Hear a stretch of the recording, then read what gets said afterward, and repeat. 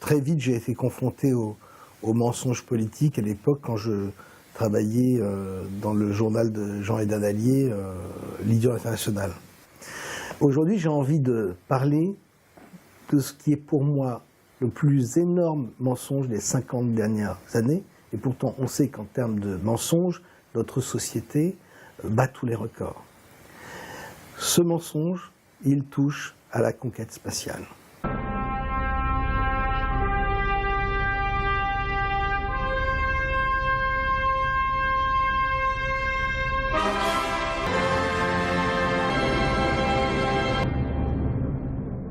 En fait, c'est Mark Twain qui le disait, il est beaucoup plus facile de tromper les gens que de leur faire admettre qu'ils ont été trompés. Nous avons tous été trompés, que ce soit sur l'état de nos connaissances au niveau de la science, mais aussi au niveau de l'histoire.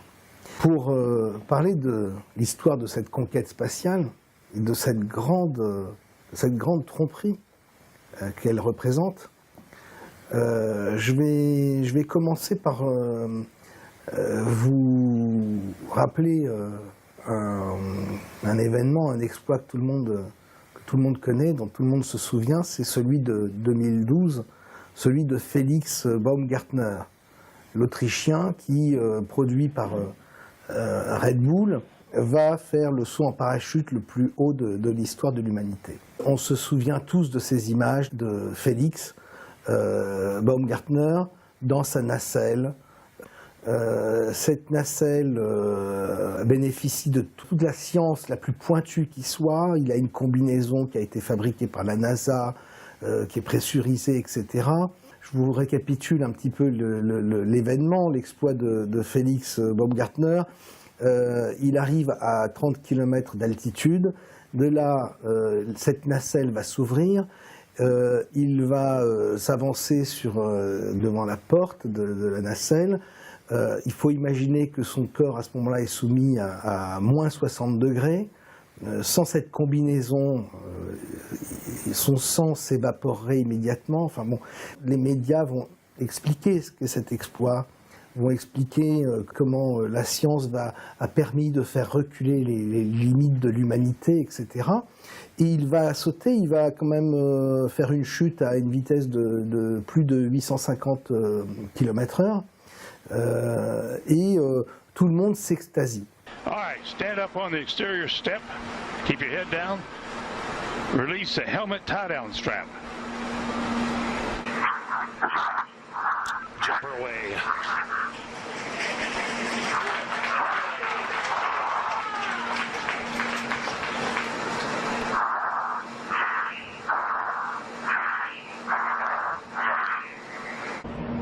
Ava Baumgartner. The wind's out of the north, 5 to 10. There's a closer shot from the helicopter. Felix, the wind's out of the north, 5 to 10. There you can see by the approaching shadow, he's just about there, and he's down on the earth, safely back. Et moi, en regardant toutes ces images, je me dis, mais il y a un petit problème quand même. Il y a un souci dans l'histoire de Baumgartner. C'est que, qu'est-ce qu'on fait de Yuri Gagarin, le premier homme de l'espace? Qu'est-ce qu'on fait de Yuri Gagarin, qui, lui, va faire la première rotation autour de la Terre, en un peu moins de 2 heures, va faire une chute avec sa nacelle, qui, à l'époque, c'est une boîte de conserve, c'est pas du tout la nacelle de Félix, hein, c'est pas la nacelle Red Bull. Il fait cette chute. Le bouclier de la nacelle se retrouve dans le mauvais côté, la nacelle prend feu, tout est incandescent, il est entouré de flammes, et en plein milieu de sa chute, il fait exploser les boulons de la fermeture de son module. Ça ne marche pas bien. Toujours dans cette chute-là, voici notre Yuri Gagarin en train d'ouvrir le sas à coups de botte. Il faut se représenter ça, il faut imaginer ça. Il a une combinaison qui n'est pas du tout celle de la NASA.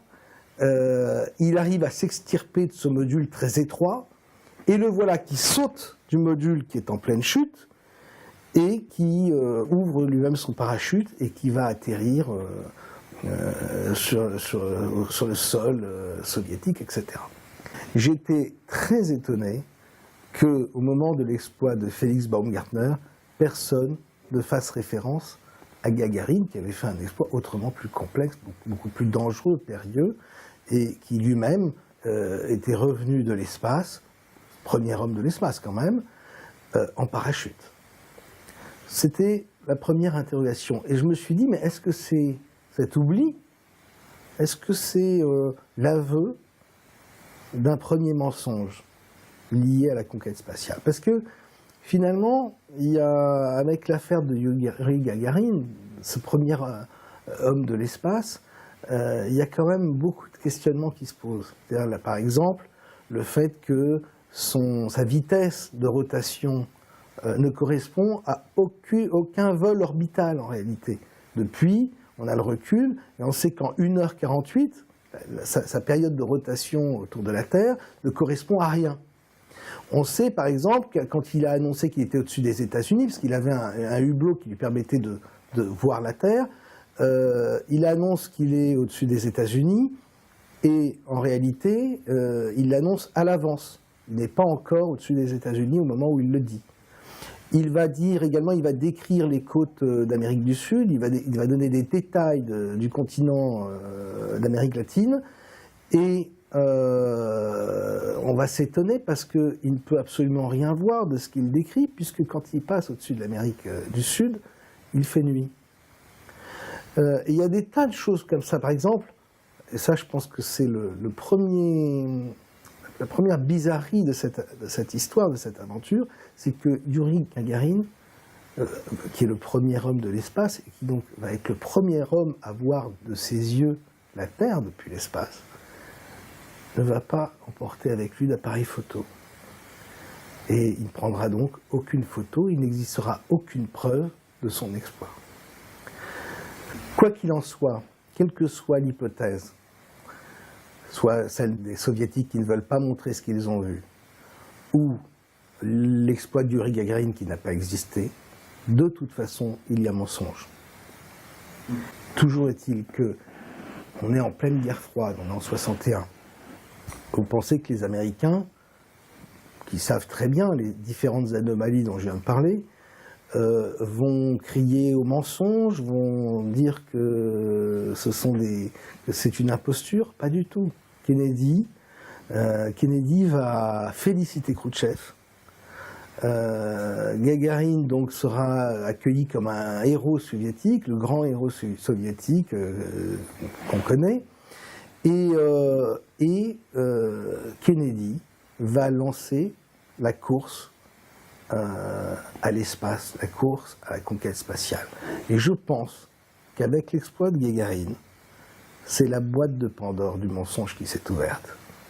Et que les deux superpuissances sont entrées dans un engrenage de mensonges qui les a menés jusqu'à l'histoire que nous connaissons aujourd'hui. Les documents qui sont à notre disposition nous permettent d'affirmer que cette lutte entre les deux blocs était en réalité un combat de catch arrangé à l'avance et scénarisé de bout en bout. Le mensonge de la conquête spatiale commence ici, en 1961. Тысячи лет люди всматривались в это небо и мечтали.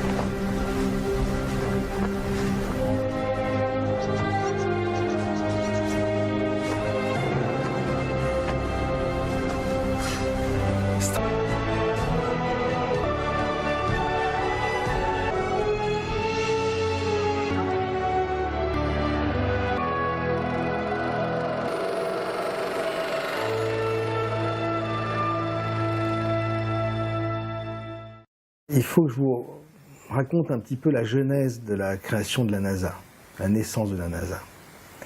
Vous avez d'un côté un homme, un Allemand, un scientifique, qui s'appelle Wernher von Braun. Wernher von Braun, depuis son enfance, il est passionné par Jules Verne.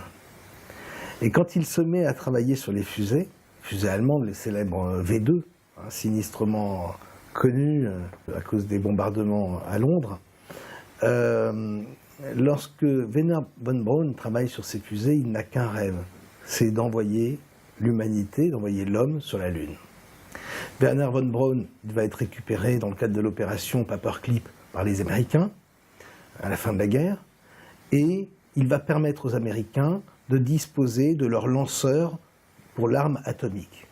En remerciement, rapidement il obtient la nationalité américaine et ça devient une célébrité aux USA. Et puis un jour, Wernher von Braun va rencontrer un autre homme avec lequel il va devenir ami. Cet autre homme, c'est Walt Disney. Il va lui parler de son rêve d'enfant qu'il n'a jamais abandonné. Et Walt Disney va être carrément emballé par son histoire. Et à partir de ce moment-là, ces deux hommes vont mettre tout leur pouvoir, tous leurs moyens en commun pour convaincre les décideurs de l'importance de lancer la conquête spatiale avec pour l'objectif d'envoyer l'homme sur la Lune.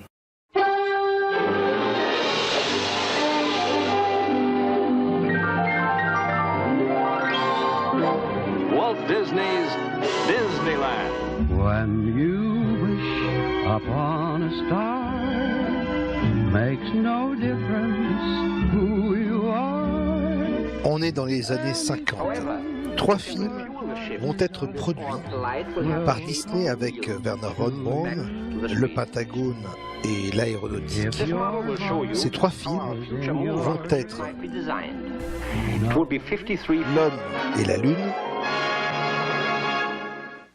The moon is sweeping past the ship at great speed, and in the brief span of about 3 hours. RM1, Station 1. We are now seeing the Earth disappear behind the moon's rim. This will be our last radio message until you see us on the other side. le deuxième film, L'homme dans l'espace, Here to introduce you to this new series is Walt Disney. In our modern world, everywhere we look, we see the influence science has upon our daily lives. A flexible, airtight unit carrying sufficient oxygen. Featuring built-in all-purpose et le troisième film, equipment, it will Mars afford et protection au-delà. and maneuver. The Earth across the face of the Sun. The expedition is 700,000 miles above Mars, and the 45-day spiral in toward the planet is begun. Will he find the remains of a long-dead civilization? Or will the more conservative opinions of present-day science be borne out with the discovery of a cold and barren planet where only a low form of vegetable life struggles to survive? Ladies and gentlemen. Ces 3 films ont pour objectif de convaincre le peuple américain qu'il est essentiel et tout à fait passionnant et captivant de pouvoir envoyer l'homme dans l'espace. C'est une façon de légitimer, de justifier les coûts faramineux que va représenter ce programme. Ce travail d'influence va tellement bien fonctionner et porter ses fruits qu'en 1958 sera fondée la NASA, l'Agence spatiale américaine. Et tout ce travail aboutira au discours de Kennedy, tout de suite après l'exploit de Yuri Gagarin, le discours de Kennedy annonçant l'envoi d'un homme sur la Lune à la fin de la décennie des années 60. I therefore ask the Congress, above and beyond the increases I have earlier requested for space activities, to provide the funds which are needed to meet the following national goals. First, I believe that this nation should commit itself to achieving the goal, before this decade is out, of landing a man on the moon and returning him safely to the Earth. No single space project in this period will be more impressive to mankind or more important for the long-range exploration of space, and none will be so difficult or expensive to accomplish. We propose to accelerate the development of the appropriate lunar spacecraft. We propose to develop alternate liquid and solid fuel boosters, much larger than any now being developed, until certain which is superior. We propose additional funds for other engine development and for unmanned exploration, explorations which are particularly important for one purpose which this nation will never overlook, the survival of the man who first makes this daring flight. But in a very real sense, it will not be one man going to the moon. If we make this judgment affirmatively, it will be an entire nation. For all of us must work to put him there. À ce duo von Braun-Disney, il faut ajouter 3 autres personnages. Il y a Robert Hanson Heinlein, qui est l'auteur de science-fiction américain, qui est l'auteur de Tom Corbett, qui a donné lieu à des séries radiophoniques et télévisées à l'époque. Il y a un auteur scientifique allemand, Heinz Harber, qui va être le conseiller scientifique des productions Disney, qui avait travaillé lui-même en Allemagne à populariser l'idée de la conquête spatiale pendant les années 30. Et enfin, il y a Willy Hurley, qui lui aussi est un auteur scientifique, qui travaille avec Disney.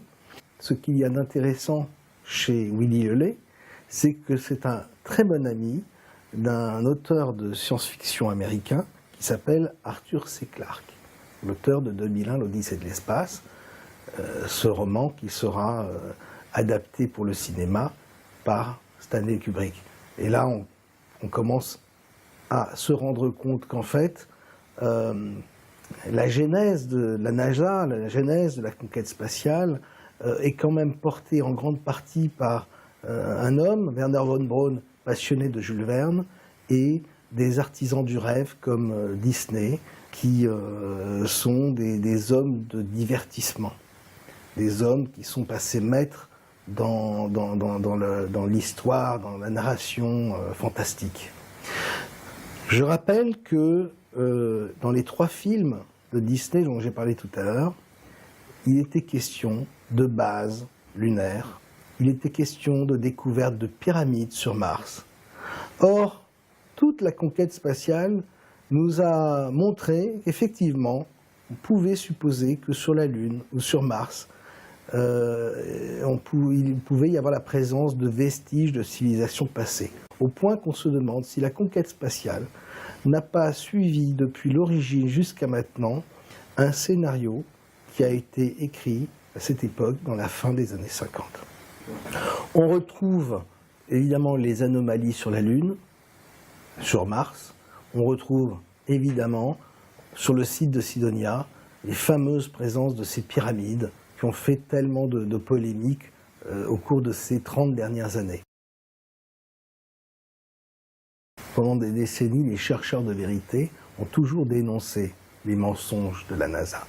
Notamment, ont toujours dénoncé les problématiques de ce qu'ils découvraient sur les images que la NASA présentait au public.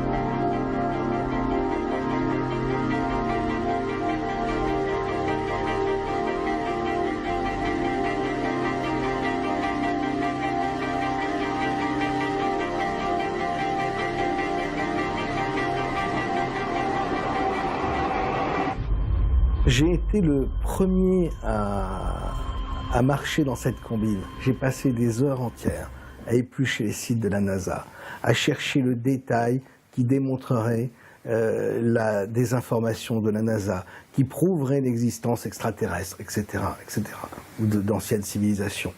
J'ai passé là-dessus, sur ce travail, des milliers d'heures, jusqu'à aujourd'hui, jusqu'au moment où je me suis rendu compte qu'en réalité, tout cela était un leurre, et que la NASA ne nous avait jamais montré que ce qu'elle voulait qu'on voie. Et qu'en réalité, ces anomalies, ces différentes choses mystérieuses qui apparaissaient sur les documents étaient un moyen de nous empêcher, d'empêcher les chercheurs de découvrir une vérité bien plus terrible, dont l'origine remonte à Werner von Braun et Disney, qui est le fait que toute cette conquête spatiale repose sur un immense mensonge et est en réalité un vaste spectacle. Step off the left now.